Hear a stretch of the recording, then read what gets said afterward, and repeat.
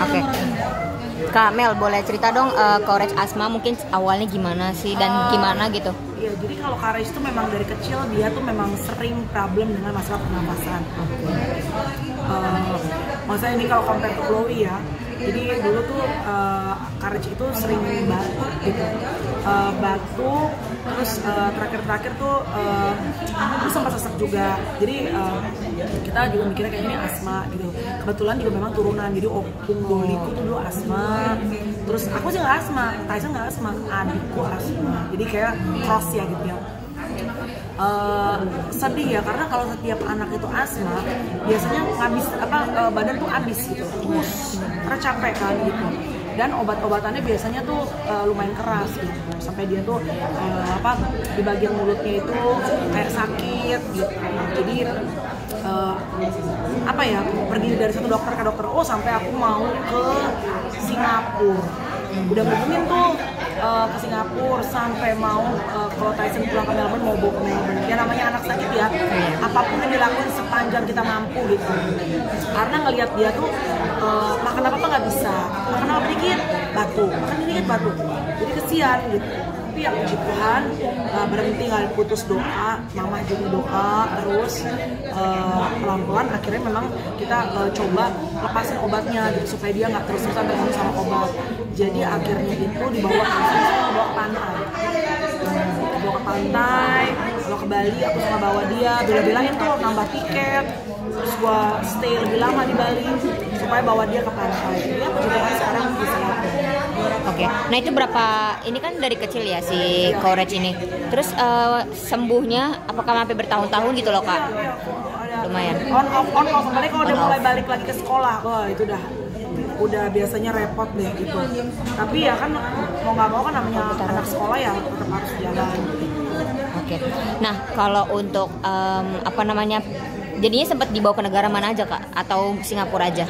Enggak, we were planning to go and take him to Singapore, tapi puji Tuhan sudah tertolong.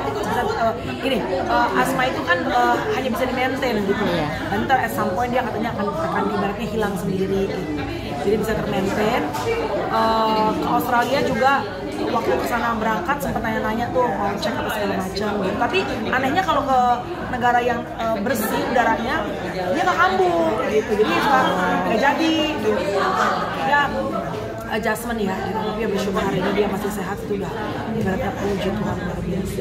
Korea sendiri dengan asmanya gimana? Berarti biasanya rewel ya Kamel. Nah kalau dia seperti gimana sih? Anak ini sebenarnya nggak rewel Mbak, justru itu kita kesian. Kalau dia sampai rewel berarti badannya udah gak enak banget. Nah terus dia tuh nurut. Misalnya makan, anak pada makan chips, makan coklat, minum susu coklat, dia enggak. Makannya tuh bener-bener dipilih banget dan dia nurut supaya dia bilang supaya aku sembuh. Jadi kita kan kesian kan. Nah, makanya aku bilang sekarang pelan-pelan mohon jawab doa kita, dia bisa makan.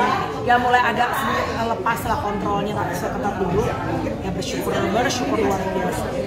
Oke. Nah berarti sembuhnya baru kemarin Kak. Terus sembuhnya pas ketika dibawa ke pantai, atau maksudnya jalan sembuhnya gitu, cerita sembuhnya.